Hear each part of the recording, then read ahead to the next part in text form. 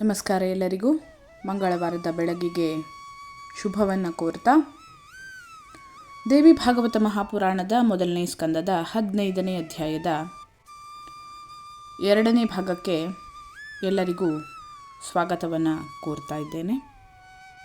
ಹಿಂದಿನ ಭಾಗದಲ್ಲಿ ವ್ಯಾಸ ಮಹರ್ಷಿಯ ಮಗನಾದಂತಹ ಶುಕಮುನಿ ಗೃಹಸ್ಥಾಶ್ರಮದ ಬಗ್ಗೆ ಯಾವ ರೀತಿ ಹೇಳಿದ್ದ, ಸ್ತ್ರೀಯ ಬಗ್ಗೆ ಯಾವ ರೀತಿ ಹೇಳಿದ್ದ, ಹಾಗೆಯೇ ಸಂಸಾರದ ಬಗ್ಗೆ ಯಾವ ರೀತಿ ಹೇಳಿದ್ದ ಅನ್ನುವಂಥದ್ದನ್ನು ನೋಡಿದ್ದೇವೆ. ಅದನ್ನು ಮುಂದುವರಿಸ್ತಾ ಸೂತ ಮುನಿಯು ಹೇಳ್ತಾನೆ, ಈ ರೀತಿಯಾಗಿ ಹೇಳುತ್ತಿರುವಂತಹ ತನ್ನ ಮಗನಾದ ಶುಕನ ಇಂತಹ ಮಾತುಗಳನ್ನು ವ್ಯಾಸ ಮಹರ್ಷಿಯು ಕೇಳಿ ಏನು ಮಾಡಬೇಕೆಂದು ತೋಚದೆ ನಿಶ್ಚಯವಾಗಿಯೂ ಮಹತ್ತರವಾದ ಚಿಂತೆಯುಳ್ಳವನಾದನು. ಈ ರೀತಿಯ ತನ್ನ ಮಗನ ಮಾತುಗಳನ್ನು ಕೇಳಿದಂತಹ ವ್ಯಾಸ ಮಹರ್ಷಿ ಚಿಂತೆಗೀಡಾಗ್ತಾನೆ. ಹೀಗೆ ಚಿಂತಾಕುಲನಾದ ವ್ಯಾಸ ಋಷಿಯ ಕಣ್ಣುಗಳಿಂದ ದುಃಖದಿಂದ ಉಂಟಾದ ಕಂಬನಿಗಳು ದುರಿದವು. ದೇಹದಲ್ಲಿ ಕಂಪನ ಉಂಟಾಯಿತು, ಹಾಗೆಯೇ ಮನಸ್ಸು ಬಳಲಿ ಸಂತಾಪಯುಕ್ತವಾಯಿತು. ಹೀಗೆ ಶೋಕಾಕುಲನಾಗಿ ದುಃಖಿಸುತ್ತಿರುವಂತಹ ತಂದೆಯನ್ನು ನೋಡಿದಂತಹ ಆಶ್ಚರ್ಯದಿಂದ ಅರಳಿದ ಕಣ್ಣುಳ್ಳವನಾದಂತಹ ಶುಕ ಈ ರೀತಿಯಾಗಿ ಹೇಳ್ತಾನೆ, ಆಹಾ, ಈ ಭಯಂಕರವಾದ ಮಾಯೆಯ ಬಲವು ಎಷ್ಟು ಆಶ್ಚರ್ಯಕರವಾದುದು. ವೇದಾಂತ ಎಂದರೆ ತತ್ವವನ್ನು ತಿಳಿಸುವಂತಹ ಮತ್ತು ಬ್ರಹ್ಮಸೂತ್ರಗಳ ಕರ್ತೃವು, ಸರ್ವಜ್ಞನು, ವೇದದಂತೆ ಸತ್ಯವಾಕ್ಕುಳ್ಳವನು, ಮಹಾಪಂಡಿತನೂ ಆದಂತಹ ವ್ಯಾಸ ಋಷಿಯನ್ನು ಸಹ ಈ ಅಜ್ಞಾನವೆಂಬ ಮಾಯೆಯು ತನ್ನ ಶಕ್ತಿಯಿಂದ ಮೋಹಗೊಳಿಸುತ್ತದೆ. ವಿದ್ವಾಂಸನು, ಸತ್ಯವತಿ ದೇವಿಯ ಮಗನೂ ಆದ ವ್ಯಾಸ ಋಷಿಯನ್ನು ಸಹ ಮೋಹಗೊಳಿಸುವ ಈ ಮಾಯೆಯು ಎಂತಹದು? ಈ ಮಾಯಾಶಕ್ತಿಯ ಮಹತ್ವವನ್ನು ನಾನು ತಿಳಿಯುವುದು ತುಂಬ ಅಸಾಧ್ಯವು ಎಂದು ತೋರುತ್ತದೆ. ಈ ವ್ಯಾಸ ಋಷಿಯು 18 ಮಹಾಪುರಾಣಗಳನ್ನು ರಚಿಸಿದನು. ಭಾರತವೆಂಬ ಇತಿಹಾಸವನ್ನು ರಚಿಸಿದನು. ವೇದಗಳನ್ನು ಋಗ್ಯಜು ಸಾಮ ಅಥರ್ವಣಗಳೆಂದು ವಿಭಾಗ ಮಾಡಿದನು. ಇಂಥ ಮಹಾತ್ಮನು ಸಹ ಈ ಮಾಯಾ ಪ್ರಭಾವದಿಂದ ಮೋಹಗೊಂಡಿದ್ದಾನೆ. ಇತರ ಕ್ಷುಲ್ಲಕ ಜನರ ಮಾತಿರಲಿ, ಬ್ರಹ್ಮ, ವಿಷ್ಣು, ಮಹೇಶ್ವರಾದಿಗಳನ್ನೂ ಸಹ, ಹಾಗೆಯೇ ಈ ಸಮಸ್ತ ಪ್ರಪಂಚವನ್ನೂ ಸಹ ಮೋಹಗೊಳಿಸುವಂತಹ ಆ ದೇವಿಯನ್ನೇ ನಾನು ಮೊರೆ ಹೋಗುತ್ತೇನೆ. ಅವಳು ಈ ವ್ಯಾಸನಿಗೆ ಮನಃಶಾಂತಿಯನ್ನು ಕರುಣಿಸಲಿ. ಮೊದಲಿನವರಾದ ಬ್ರಹ್ಮ, ವಿಷ್ಣು, ಈಶ್ವರ ಮುಂತಾದವರೂ ಸಹ ಯಾರಿಂದ ಮೋಹವಶರಾದರೋ ಆ ಮಾಯೆಯ ಮೋಹಕ್ಕೆ ವಶನಾಗದ ಮನುಷ್ಯನು ಈ 3 ಲೋಕಗಳಲ್ಲಿ ಯಾವನಾದರೂ ಇರುವನೇ? ಈ ದೇವಿಯು ನಿರ್ಮಿಸುವಂತಹ ಮಾಯೆಯ ಬಲ ಮತ್ತು ಸಾಮರ್ಥ್ಯಗಳು ಆಶ್ಚರ್ಯಕರಗಳಾಗಿವೆಯಲ್ಲವೇ?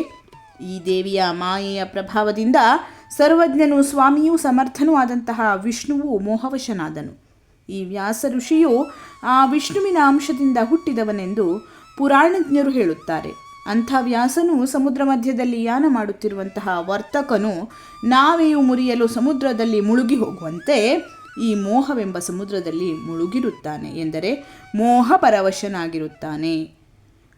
ಅಂಥ ವ್ಯಾಸನು ಈಗ ಮೋಹವಶನಾದ ಸಾಧಾರಣನೂ ಪಾಮರನೂ ಆದಂತಹ ಮನುಷ್ಯನಂತೆ ಕಣ್ಣೀರನ್ನು ಸುರಿಸುತ್ತಿರುವನು. ಆಹಾ, ಇವೆಲ್ಲವೂ ಆ ಮಾಯಾಶಕ್ತಿಯ ಪ್ರಾಬಲ್ಯದ ಫಲವು. ಇದನ್ನು ಪಂಡಿತರು ಸಹ ಬಿಡಲಾರರು.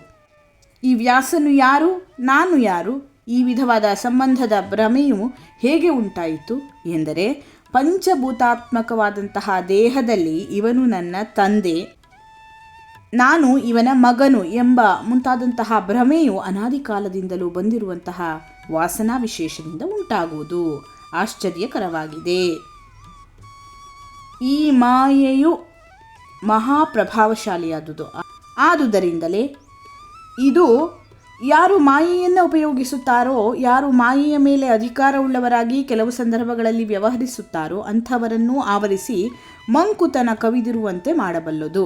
ಈ ಕಾರಣದಿಂದ ಕೃಷ್ಣನೆಂಬ ಹೆಸರುಳ್ಳ ವೇದಗಳನ್ನು ವಿಂಗಡಿಸಿದ, ಮಹಾಪುರಾಣಗಳನ್ನು ರಚಿಸಿದ, ಬೋಧಿಸಿದ ಕೃಷ್ಣದ್ವೈಪಾಯನ ವ್ಯಾಸ ಎಂದು ಮುಂತಾದ ಹೆಸರುಗಳಿಂದ ಪ್ರಸಿದ್ಧನಾದ ವ್ಯಾಸ ಮುನಿಯು ಈ ಮಾಯಾ ಪ್ರಾಬಲ್ಯದಿಂದ ಮೋಹಕ್ಕೆ ಒಳಗಾಗಿ ಅನೇಕ ಸಂದರ್ಭಗಳಲ್ಲಿ ದುಃಖಿಸುತ್ತಾನೆ. ಸೂತನು ಹೇಳ್ತಾನೆ, ಎಲ್ಲ ಬಗೆಯ ಕಾರ್ಯಕಾರಣಗಳಿಗೂ ಮೂಲ ಕಾರಣಳಾಗಿರುವ ಮತ್ತು ಬ್ರಹ್ಮಾದಿ ಸಮಸ್ತ ದೇವತೆಗಳಿಗೂ ತಾಯಿಯು, ಬ್ರಹ್ಮ, ವಿಷ್ಣು, ಈಶ್ವರ ಮುಂತಾದವರಿಗೆ ಒಡೆಯಳು ಆದಂತಹ ಆ ದೇವಿಯನ್ನು ಮನಸ್ಸಿನಲ್ಲೇ ನಮಸ್ಕಾರ ಮಾಡಿ ಅರಣಿಯಲ್ಲಿ ಹುಟ್ಟಿದಂತಹ ಶುಕನು ದುಃಖ ಸಮುದ್ರದಲ್ಲಿ ಮುಳುಗಿ ದೀನ ಮನಸ್ಕನಾದಂತಹ ತನ್ನ ತಂದೆಯಾದ ವ್ಯಾಸನನ್ನ ಕುರಿತು ಯುಕ್ತಿ ವಿವರಣೆಗಳಿಂದ ಕೂಡಿ ಮಂಗಳಕರವಾಗಿಯೂ ಇರುವಂತಹ ಈ ಮಾತುಗಳನ್ನು ಹೇಳುತ್ತಾನೆ. ಮುಂದೆ ಶುಕಮುನಿಯು ಈ ರೀತಿಯಾಗಿ ಹೇಳ್ತಾನೆ.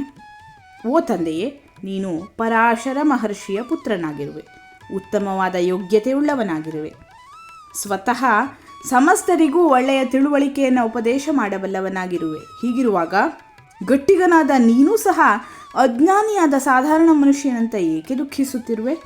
ಈಗ ಎಂದರೆ ಈ ಜನ್ಮದಲ್ಲಿ ನಾನು ನಿನ್ನ ಮಗನಾಗಿದ್ದೇನೆ, ಹಿಂದಿನ ಜನ್ಮದಲ್ಲಿ ನಾನು ಯಾರಾಗಿದ್ದೆ ಎಂಬುದನ್ನು ನಾನು ತಿಳಿಯೇನು. ಹೆಚ್ಚಾದ ತಿಳುವಳಿಕೆಯಿಂದ ಮಹಾಮಹಿಮನೇ ಆಗಿರುವೆ. ಆದುದರಿಂದ ತಂದೆ ಮಗ ಎಂದು ಮುಂತಾದಂತಹ ಸಂಬಂಧದ ಈ ಭ್ರಾಂತಿಯು ಮಹಾತ್ಮನಾದ ನಿನ್ನಲ್ಲಿ ಹೇಗೆ ಸಂಭವಿಸುವುದು? ಆದುದರಿಂದ ವಿವೇಕದ ಧೈರ್ಯವನ್ನು ಅವಲಂಬಿಸು, ತಿಳುವಳಿಕೆಯನ್ನು ತಂದುಕೊಂಡು ಇರು, ದುಃಖದಲ್ಲಿ ಮನಸ್ಸನ್ನು ಇರಗೊಡಬೇಡ. ನೀನು ಮಹಾಬುದ್ಧಿಶಾಲಿಯಾದುದರಿಂದ ಈ ಪಿತೃ ಪುತ್ರ ಇವೆಲ್ಲ ಭ್ರಾಂತಿಯು ಮೋಹ ಮಾತ್ರವೆಂದು, ವಾಸ್ತವವಲ್ಲವೆಂದು ಅಜ್ಞಾನದಿಂದ ಉಂಟಾದುದೆಂದು ತಿಳಿದು ದುಃಖವನ್ನು ಬಿಡು. ಭಕ್ಷ್ಯಾದಿಗಳನ್ನು ತಿನ್ನುವುದರಿಂದ ಹಸಿವೆಯೂ ನಿವಾರಣೆಯಾಗುವುದೇ ಹೊರತು ಮಗನನ್ನು ನೋಡುವುದರಿಂದ ಅಲ್ಲವು. ಹಾಗೆಯೇ ಬಾಯಾರಿಕೆಯಾದರೆ ಜಲವನ್ನು ಪಾನ ಮಾಡುವುದರಿಂದ ದಾಹವು ಶಮನವಾಗುವುದು. ತನ್ನ ಪುತ್ರನ ಮುಖದರ್ಶನ ಮಾತ್ರದಿಂದ ಬಾಯಾರಿಕೆಯು ಎಂದಿಗೂ ಶಮನವಾಗಲಾರದು. ಹಾಗೆಯೇ ಘ್ರಾಣೇಂದ್ರಿಯದ ಸುಖವು ಸುಗಂಧವನ್ನು ಆಘ್ರಾಣಿಸುವುದರಿಂದಲೂ, ಕರ್ಣೇಂದ್ರಿಯದ ಸುಖವು ಶ್ರಾವ್ಯವಾದ ಶಬ್ದವನ್ನು ಕೇಳುವುದರಿಂದಲೂ, ಸ್ತ್ರೀಯಿಂದ ಉಂಟಾಗುವಂತಹ ಸುಖವು ಸ್ತ್ರೀಯನ್ನು ಹೊಂದುವುದರಿಂದಲೂ ಉಂಟಾಗುವುದಲ್ಲದೆ ಅನ್ಯಥಾ ಅಲ್ಲವು. ನಾನು ನಿನ್ನ ಪುತ್ರನು, ಆದರೂ ನಾನು ನಿನಗೇನನ್ನ ಮಾಡಬಲ್ಲೇನು? ಹಿಂದೆ ಅಜೀಗರ್ತನೆಂಬ ಬ್ರಾಹ್ಮಣನು ಹಣವನ್ನು ತೆಗೆದುಕೊಂಡು ಹರಿಶ್ಚಂದ್ರನೆಂಬ ರಾಜನಿಗೆ ಯಜ್ಞದಲ್ಲಿ ತನ್ನ ಮಗನನ್ನು ಪಶುವನ್ನಾಗಿ ಉಪಯೋಗಿಸಲು ವಿಕ್ರಯಿಸಿದನು. ಸುಖಗಳಿಗೆ ಧನವೇ ಸಾಧನವಾಗಿರುವುದು. ಹಣದಿಂದಲೇ ಅತಿಶಯವಾದ ಸುಖವನ್ನು ಪಡೆಯಬಹುದು. ಆದುದರಿಂದ ಈ ರೀತಿಯಾಗಿ ಸುಖದಲ್ಲಿ ನಿನಗೆ ಆಶೆ ಇದ್ದಲ್ಲಿ ಹಣವನ್ನು ಸಂಪಾದಿಸು. ಪುತ್ರನಾದ ನಾನು ನಿನಗೆ ಏನು ಉಪಕಾರವನ್ನು ತಾನೇ ಮಾಡಬಲ್ಲೆನು? ಆದುದರಿಂದ ಮಹಾಸೂಕ್ಷ್ಮ ಬುದ್ಧಿಯುಳ್ಳ ನೀನು ನಿನ್ನ ಬುದ್ಧಿಶಕ್ತಿಯಿಂದ ನನಗೆ ಜ್ಞಾನೋದಯವನ್ನು ಉಂಟು ಮಾಡು. ಈ ರೀತಿಯಾಗಿ ಶುಕ ಮಹರ್ಷಿ ತನ್ನ ತಂದೆಯಾದಂತಹ ವ್ಯಾಸನಿಗೆ ಹೇಳ್ತಾ ಇದ್ದಾನೆ. ಆತ ಮತ್ತೂ ಮುಂದುವರಿಸಿ ಅನೇಕ ಮಾತುಗಳನ್ನು ಹೇಳ್ತಾನೆ. ಅವೆಲ್ಲವನ್ನ ಮುಂದಿನ ವಿಡಿಯೋದಲ್ಲಿ ನಾವು ನೋಡೋಣ. ಧನ್ಯವಾದಗಳು. ಲೋಕಾಃ ಸಮಸ್ತಾಃ ಸುಖಿನೋ ಭವಂತು.